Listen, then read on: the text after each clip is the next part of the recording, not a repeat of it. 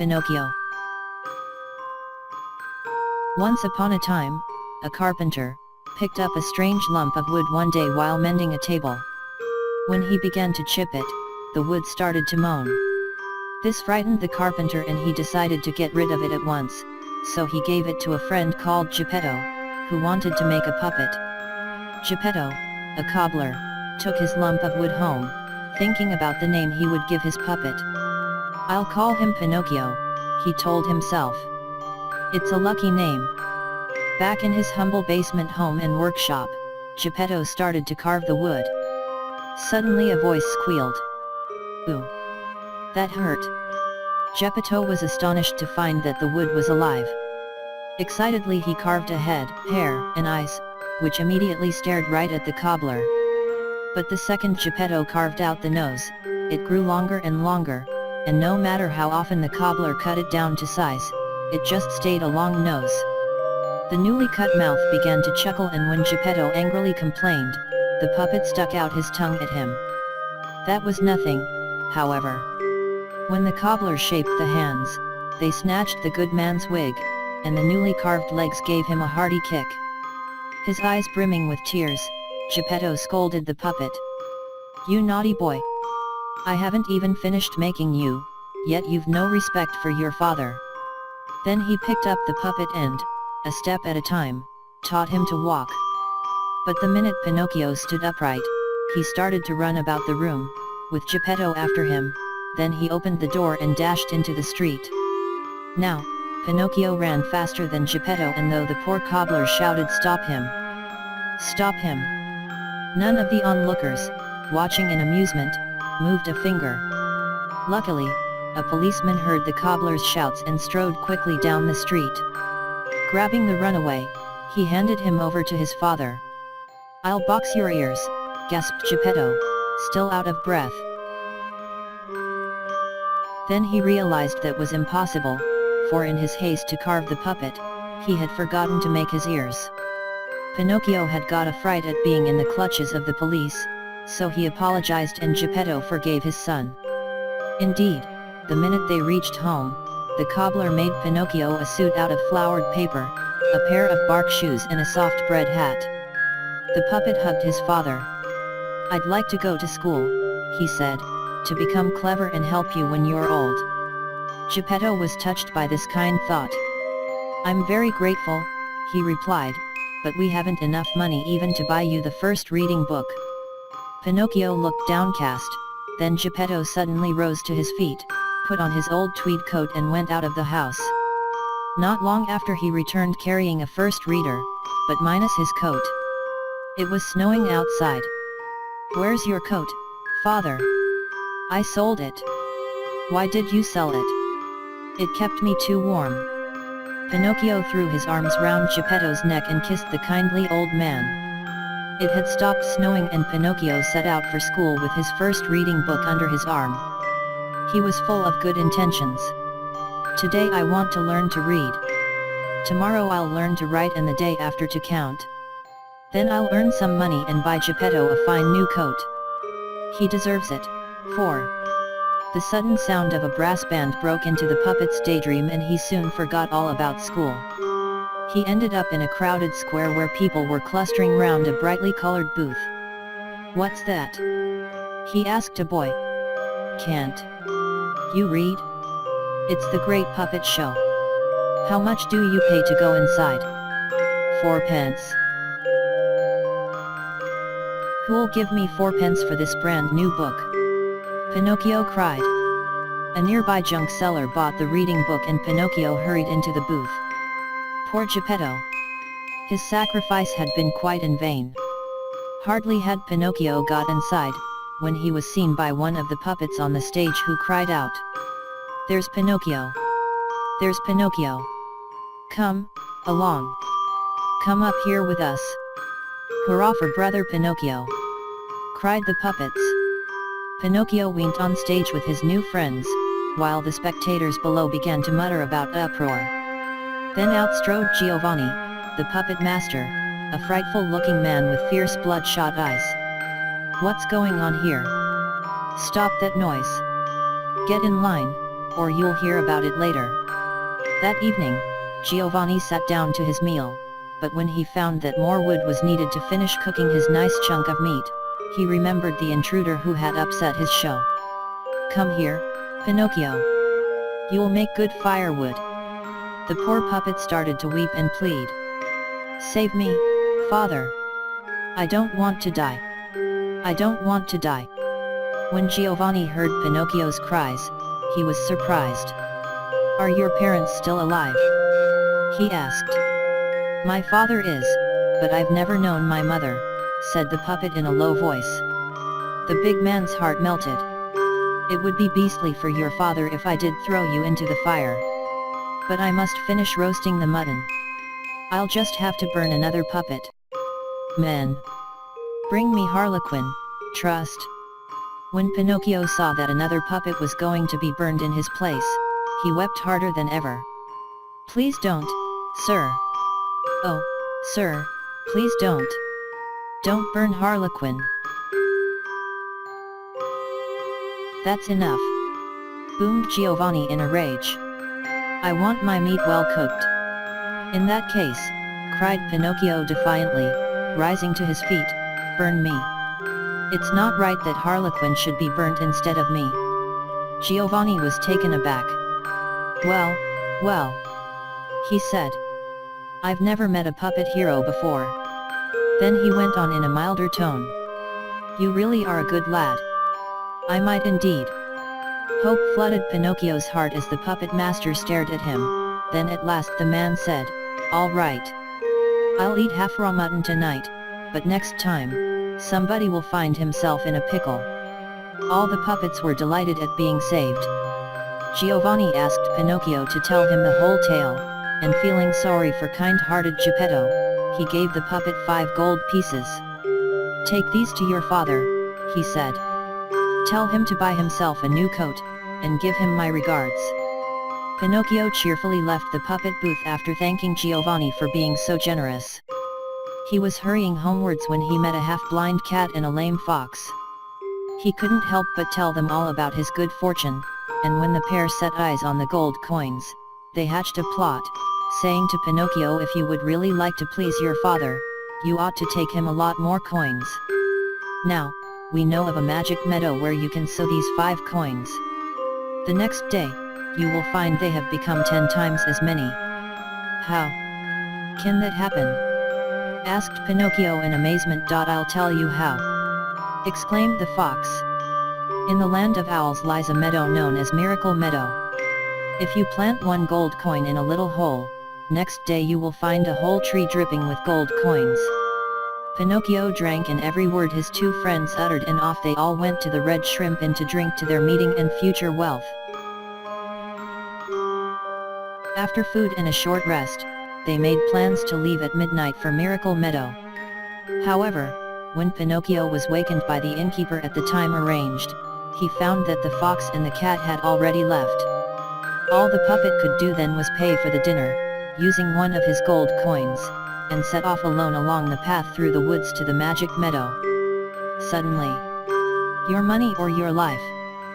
snarled 2 hooded bandits. Now, Pinocchio had hidden the coins under his tongue, so he could not say a word, and nothing the bandits could do would make Pinocchio tell where the coins were hidden. Still mute, even when the wicked pair tied a noose round the poor puppet's neck and pulled it tighter and tighter, Pinocchio's last thought was, "Father, help me." Of course, the hooded bandits were the fox and the cat. "You'll hang there," they said, "till you decide to talk. We'll be back soon to see if you have changed your mind." And away they went. However, a fairy who lived nearby had overheard everything.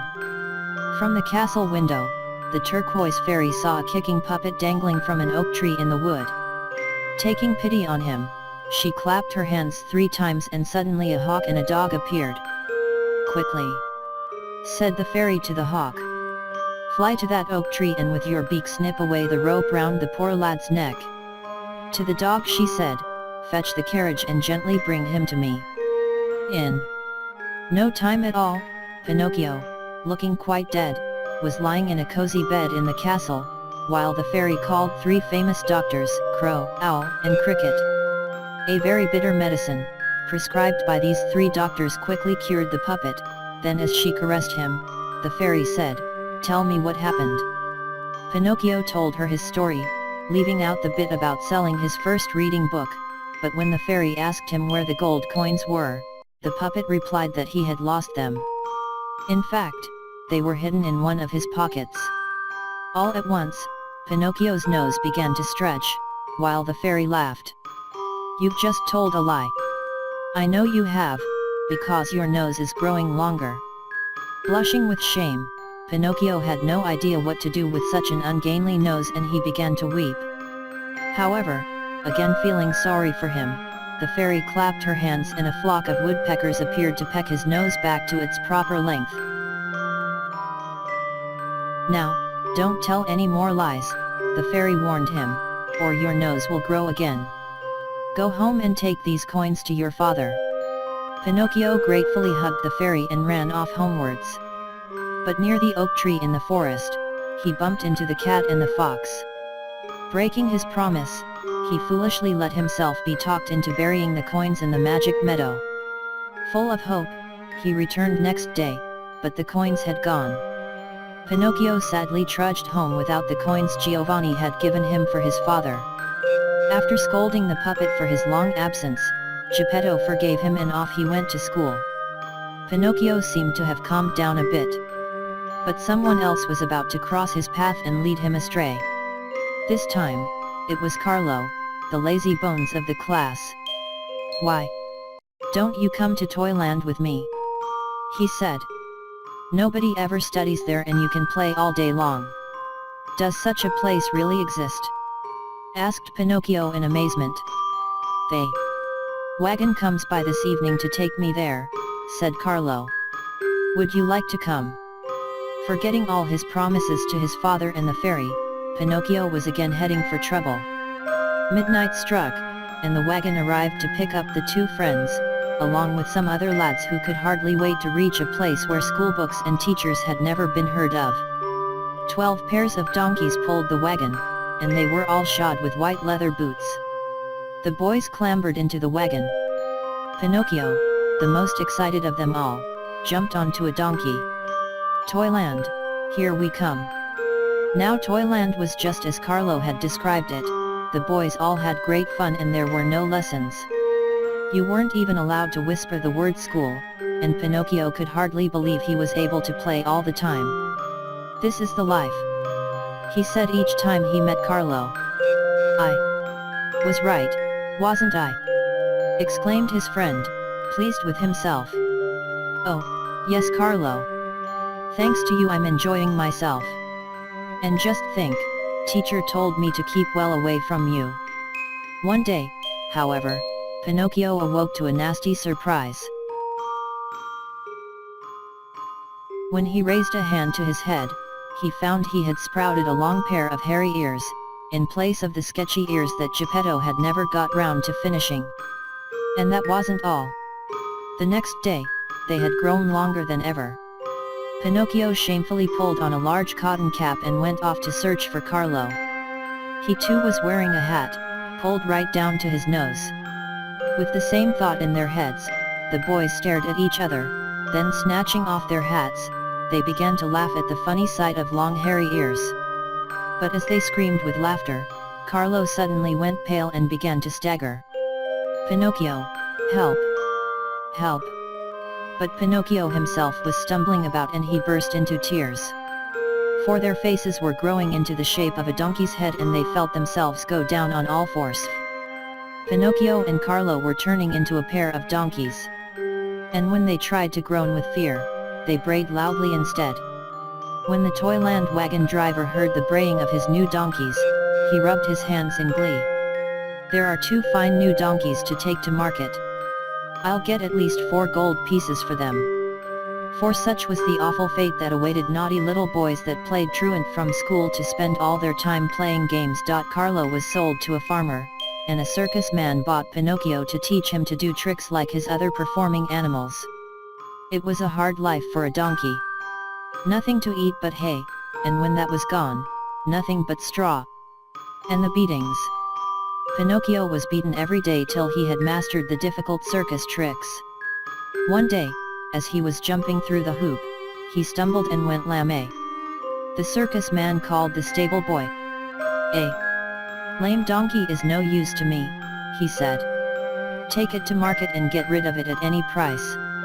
But nobody wanted to buy a useless donkey. Then along came a little man who said, "I'll take it for the skin. It will make a good drum for the village band." And so, for a few pennies, Pinocchio changed hands and he brayed sorrowfully when he heard what his awful fate was to be. The puppet's new owner led him to the edge of the sea, tied a large stone to his neck, and a long rope round Pinocchio's legs and pushed him into the water. Clutching the end of the rope, the man sat down to wait for Pinocchio to drown. Then he would flay off the donkey's skin. Pinocchio struggled for breath at the bottom of the sea, and in a flash, remembered all the bother he had given Geppetto, his broken promises too, and he called on the fairy. The fairy heard Pinocchio's call, and when she saw he was about to drown, she sent a shoal of big fish. They ate away all the donkey flesh, leaving the wooden Pinocchio. Just then, as the fish stopped nibbling, Pinocchio felt himself hauled out of the water. And the man gaped in astonishment at the living puppet, twisting and turning like an eel, which appeared in place of the dead donkey. When he recovered his wits, he babbled, almost in tears, "Where's the donkey I threw into the sea?" "I'm that donkey," giggled Pinocchio. "You?" gasped the man. "Don't try pulling my leg. If I get angry." However, Pinocchio told the man the whole story. "And that's how you come to have a live puppet on the end of the rope instead of a dead donkey." "I don't give a whit for your story," shouted the man in a rage. "All I know is that I paid 20 coins for you and I want my money back. Since there's no donkey, I'll take you to market and sell you as firewood. Bye." Then, free of the rope, Pinocchio made a face at the man and dived into the sea. Thankful to be a wooden puppet again, Pinocchio swam happily out to sea and was soon just a dot on the horizon. But his adventures were far from over. Out of the water behind him loomed a terrible giant shark. A horrified Pinocchio saw its wide-open jaws and tried to swim away as fast as he could, but the monster only glided closer. Then the puppet tried to escape by going in the other direction, but in vain. He could never escape the shark, for as the water rushed into its cavern-like mouth, he was sucked in with it. And in an instant Pinocchio had been swallowed along with shoals of fish unlucky enough to be in the fierce creature's path. Down he went, tossed in the torrent of water as it poured down the shark's throat, till he felt dizzy.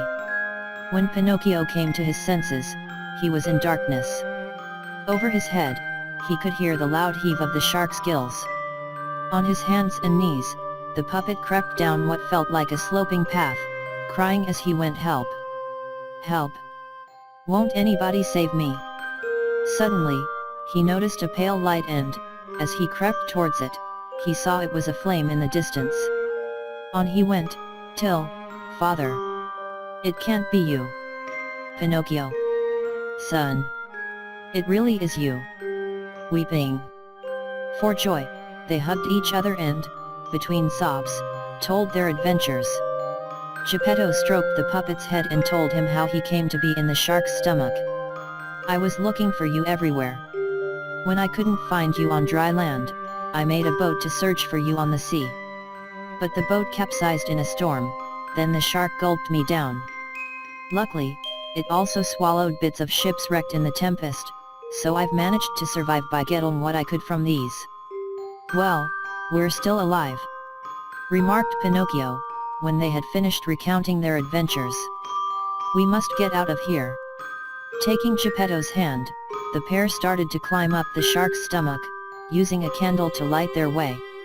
When they got as far as its jaws, they took fright, but as so happened, this shark slept with its mouth open, for it suffered from asthma. As luck would have it, the shark had been basking in shallow waters since the day before, and Pinocchio soon reached the beach. Dawn was just breaking, and Geppetto, soaked to the skin, was half dead with cold and fright. "Lean on me, father," said Pinocchio. "I don't know where we are, but we'll soon find our way home." Beside the sand stood an old hut made of branches, and there they took shelter. Geppetto was running a temperature, but Pinocchio went out, saying, "I'm going to get you some milk." The bleating of goats led the puppet in the right direction, and he soon came upon a farmer. Of course, he had no money to pay for the milk. "My donkey's dead," said the farmer. "If you work the treadmill from dawn to noon, then you can have some milk." And so, for days on end, Pinocchio rose early each morning to earn Geppetto's food. At long last, Pinocchio and Geppetto reached home. The puppet worked late into the night weaving reed baskets to make money for his father and himself. One day, he heard that the fairy, after a wave of bad luck, was ill in hospital. So instead of buying himself a new suit of clothes, Pinocchio sent the fairy the money to pay for her treatment. One night, in a wonderful dream, the fairy appeared to reward Pinocchio for his kindness. When the puppet looked in the mirror next morning, he found he had turned into somebody else. For there in the mirror, was a handsome young lad with blue eyes and brown hair. Geppetto hugged him happily. "Where's the old wooden Pinocchio?" the young lad asked in astonishment. "There!" exclaimed Geppetto, pointing at him. When bad boys become good, their looks change along with their lives.